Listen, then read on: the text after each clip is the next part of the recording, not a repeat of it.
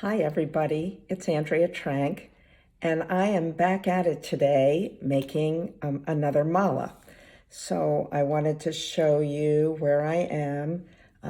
Here's I string all the beads on first. So this is the other end of it, but none of this has a knot in it yet.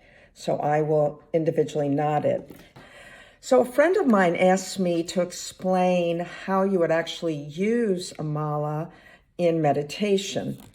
And really, the reason we knot between every bead is you're fingering each bead, maybe as you're saying an affirmation.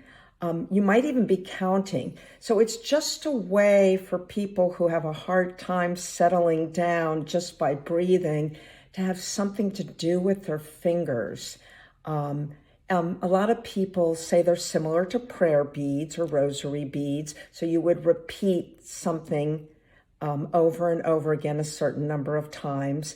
The significance of 108, there's so many significances that I can't even begin to tell you.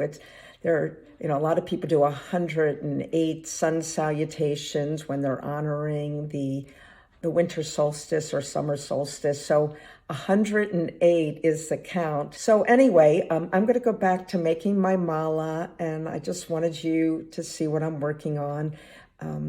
It's going to be beautiful when it's done. So I'll share the final product.